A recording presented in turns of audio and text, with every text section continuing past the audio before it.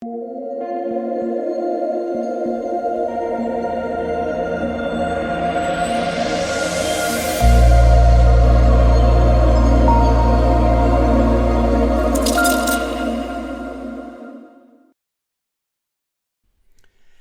what is going on, guys? It's DK. Back at you with another video here to break down the first NBA regular season slate of the season. I am so excited for this. If you guys are new to the channel, my name's DK. I make daily videos breaking down NBA, NFL, PGA, and esports, daily fantasy sports slates. Guys, before we end the video, I got to thank you guys again. The support recently has been overwhelming. Thank you, especially these last couple of weeks with the preseason going on. We've had some big winners basically every single night. I know the last preseason slate of the year, yesterday we had multiple takedowns. I mean, we had takedowns every single night. So the preseason was super successful and ready to carry it over for the regular season. If you guys do enjoy all this content, would really appreciate if you leave a like button on the video, subscribe to the channel if you haven't already, and hit the notification bell so you don't want to upload videos you know when I go live. Don't worry, I will be live streaming for this 2-game slate. Also, if you guys cannot watch these videos, I do upload an Apple Podcast. The link is in the description below. It's the DK DFS show. And finally, I want to announce that, again, I will be offering premium content as well as these free content, as well as these free videos and live streams. So if you guys want to sign up, I'll have a link in the description below. It's on Patreon. Again, I will be offering, what I will be offering here is, there's a lot. So I'll be offering cash and GBP player pools, core plays, optimal plays. Again, if you guys have been watching my live streams for a while, you know I give core optimal plays. Those will be included in the premium content. Also, if-then statements for injuries, right? So if, for example, this player is out, who gets the biggest boost? Also, private roster construction videos for the main as well as the late showdown slate for every single slate. This is very important. Like, is there a lot of value? Do I like the stars and scrubs build? Do I like the balanced approach? And finally, what I think is the most important are the private live streams for every single main slate. I have at least 5 days a week just in case for some reason I have to travel or anything. But basically, I'm ready for the grind. And it's going to be basically every single day, the private live streams, 30 minutes before lock to go over everything, answer all your guys' questions, go over core plays, everything like that. So if you guys want to sign up, again, link in the description below. But with that out of the way, let's jump into the video. So before we talk about players and their prices, let's take a look at the Vegas odds. So yeah, we don't have the over-unders out yet for these games, but I'll be going over in the live stream, don't worry. And what I expect here is I expect Golden State Brooklyn to be a little bit higher scoring than this Clippers-Lakers team. But all right, with that out of the way, let's jump into the video. So first, again, it's a 2-game slate, so I wanna say that on these short slates, guys, I know the regular season's here. I know people are super excited, but take it light on these small slates. The small slates have a lot of variance. There's a lot of luck involved in these slates, so don't go crazy on this 2-game slate. We have a big slate on Wednesday. That's when we want to get into it. So I'm just saying, like, take it light in this slate. Don't go crazy. Again, I know everyone's excited, but yeah, I did just want to mention that. So, all right, let's start with Golden State and Brooklyn. First, on the Golden State side, at the top, Steph Curry at 9.3K, I think looks like probably one of the best spend ups of the slate. The matchup here against Brooklyn is good. Brooklyn is not a good defensive team. Again, this game should be played at a higher pace. Neither team is great defensively. So this game, I think if it does stay close, has a lot of upside. Again, there is some chance this game could blow out. Nets are 7-point favorites. Draymond is doubtful. So there's a chance, right? But if Golden State is going to stay in this game, most likely it's going to be because of Steph Curry. And I expect, mid-30s minutes from him. We're going to get a ton of shot attempts. So we know when Steph Curry's shot is falling, he has enormous upside. You're getting him at a little bit of a discount off of guys like LeBron, like AD, like KD. I do like Steph, and I like him a lot here. Definitely one of my favorite spend ups there at 9.3K. Andrew Wiggins at 7K. Again, him, Kelly Oubre kind of going to work in as the number 2 on this offense. I think Wiggins is at a fine price. If you guys have watched my content for the last couple of years, you guys know I do not like playing this guy. He does have upside, but he also has really low floor. Like, I feel like he's going to burn you more often than he's going to help you win. So I'm not saying Wiggins is out of play. I think the 7K is a fair price. But, this slate, if you're looking at it, there's a lot of stars and there's some value. So I think it's setting up for kind of that build, that stars and scrubs build, where guys in the mid-tier, it might be a little bit difficult to get to these guys. So, like, if I'm playing guys in Golden State, I'm going to prioritize Steph over Wiggins for a couple $1,000s more. I just am. I'm not saying Wiggins is out of play. Again, he does have upside, kind of relying on his scoring, and does have a low floor. So that's kind of the risk reward with Wiggins. I don't think he's going to be super popular on the slate, but not really someone that I'm prioritizing. Now, Kelly Oubre's at 6'7". Again, him, Wiggins, they're going to have to help. They're going to kind of be the number two in this offense, 2A, 2B with Draymond out wide, that being Oubre and that being Andrew Wiggins. Oubre had a decent year last year for the Suns. Again, new team here, but I expect good minutes. I expect, low to mid 30s minutes in Oubre. He's the guy that can stuff the stat sheet. The 6.7K price, again, might make it a little bit difficult to get to. If you are going to go that stars and scrubs build, again, the mid-tier guys are going to be difficult. So with Oubre, with Wiggins, I think they're fine options in the mid-range, but neither I'm going to try to jam into my lineup. Now, again, the key news, or one big piece of news on the slate is Draymond Green. Looking like he's doubtful. Is not expected to play in Tuesday's regular opener. Doubtful. So this is key because, well, first of all, Draymond played, and he was going to play normal minutes. He would be underpriced at 6.3K. But with Draymond Green out, we're looking at one of the better value options here, an Eric Pascal at 3.8K. Assuming he's going to start, and I assume he does. Again, in games that Draymond Green has missed last year, Eric Pascal filled in for that role. He's a stat stuffer. Again, he's not like an amazing scorer, but he's going to get you rebounds. He's going to get you assists. He'll probably get you a block or steal. And I expect if Draymond is out, we probably get around 30 minutes from Eric Pascal.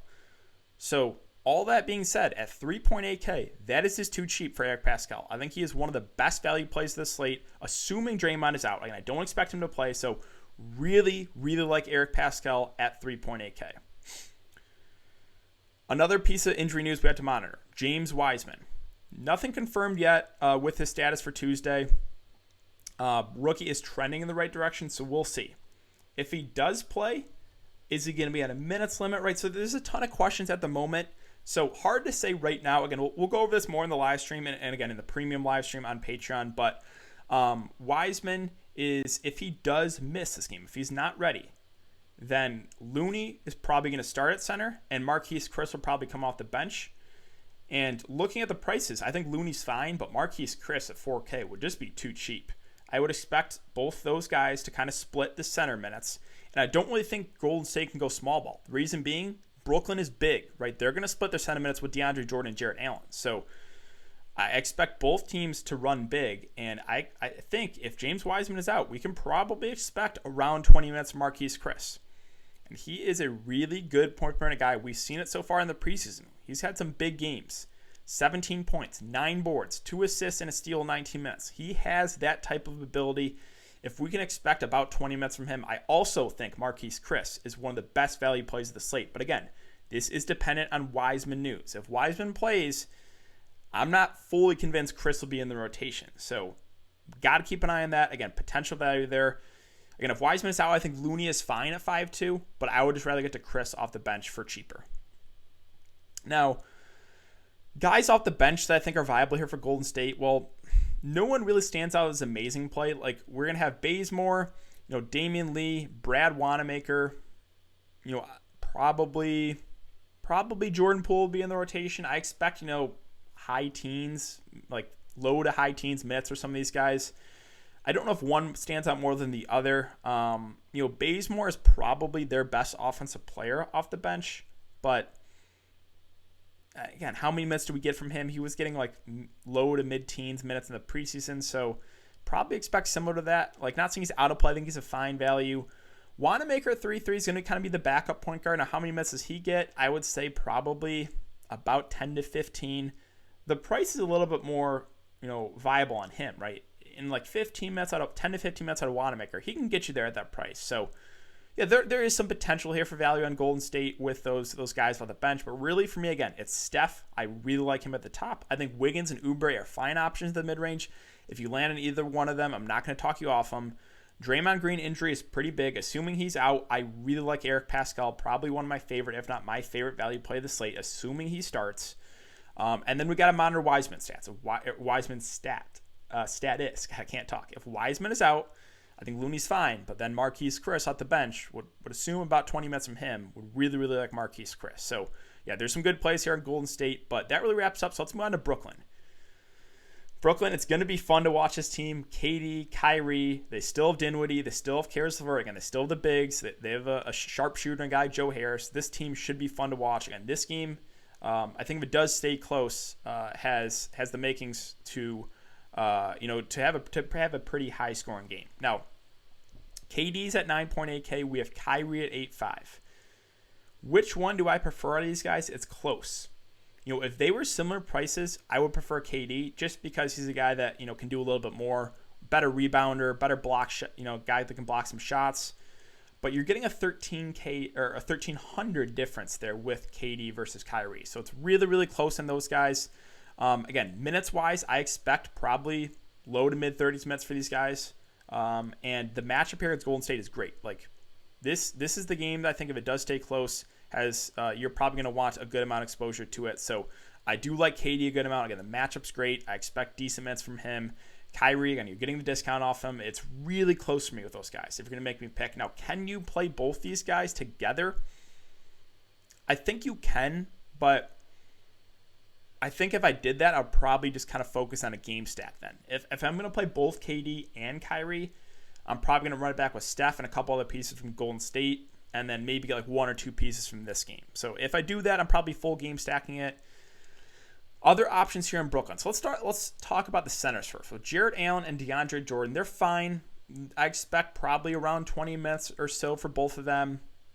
5'6" and 6'2" seem about right. Like I would rather get to those Golden State bigs, right, with Pascal, with potentially Chris if Wiseman is out. So Allen, Jordan, they're fine options, but I'm not really going to go out of my way to play them. Caris LeVert at 6'5" and Dinwiddie at 6K. So this is where I think it gets interesting. How are they going to work with this offense with playing with high usage guys like KD and Kyrie, right? Last year, the offense was basically Dinwiddie and LeVert when Kyrie went down. So it's going to be interesting to see how they work with both Kyrie and KD out there. I expect Dinwiddie to start. I expect LeVert to come off the bench, but nothing's confirmed yet. Both these guys will be the 3A and 3B, right? It's obviously going to be KD and Kyrie, but next, when they're kind of off or they're sitting on the bench, it's going to be LeVert, it's going to be Dinwiddie, 6'5" and 6K respectively.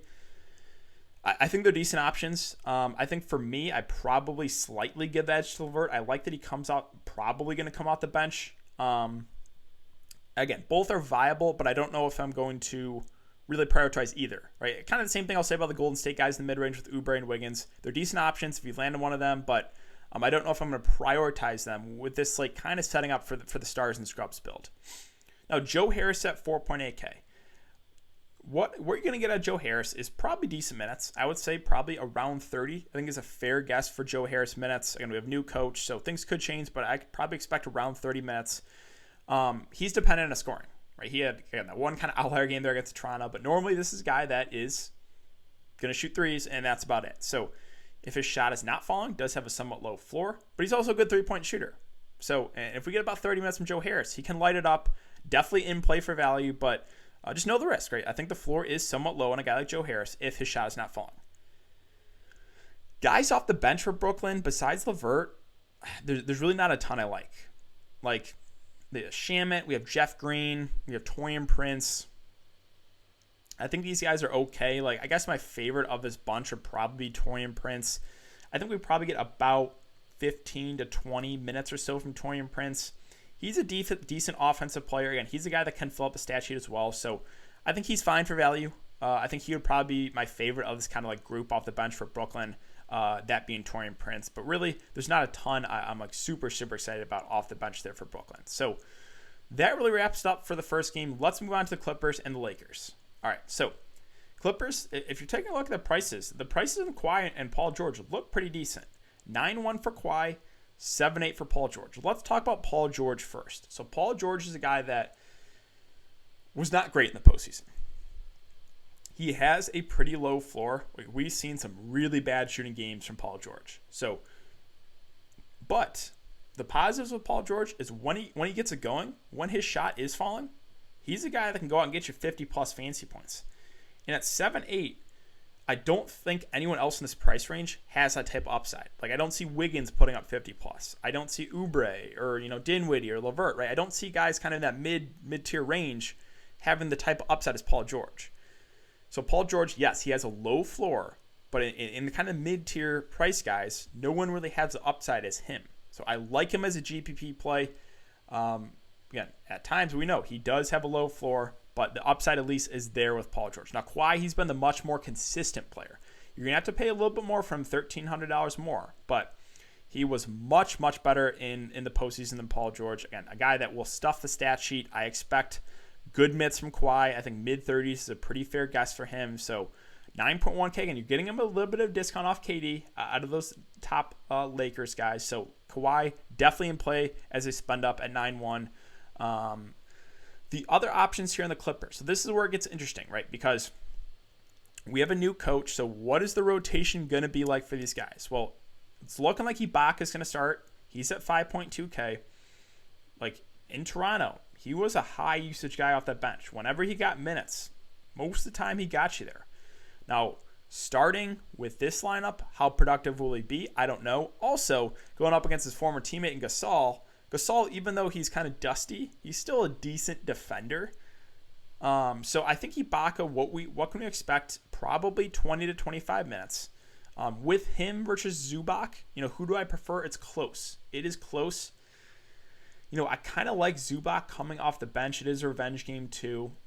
But Ibaka is probably still the more talented player. And, if we get 25 minutes out of Ibaka versus 20 minutes out of Zubac, again, it's close. Might give that edge to Ibaka, but both guys in play. Both are only center eligible. Ibaka 5.2, Zubac 5K. And I expect Ibaka to start and play probably mid-20s minutes. Zubac on the bench, I would say about 20. I think it's a pretty fair guess for minutes. Now, Lou Williams at 5.4K. Going to come off the bench now. How many minutes does he play is in question because the minutes fluctuated for him with Doc Rivers. What are they going to be here with Ty Lue? I don't know. I think a pretty fair guess for him off the bench is mid-20s minutes, but you never know. He could play 18 minutes or he could play 30. If we get the higher end of the minutes, if Lue pushes for 30 minutes, then he can crush. He's a guy that, yeah, sure, at times does have a kind of low floor, but like Paul George, when his shot is going, when he gets it going, he has upside. So in this price range, in the 5K price range, there's not a ton of guys that really have huge upside. Lou is one of those guys I think can, when he's playing well, break the slate. So I have interest in Lou, like him for a GPP play. Let's see. Marcus Morris' status is up in the air. So got to keep an eye on this. He's questionable. We'll see. If he misses, they said Nick Batum is probably going to start.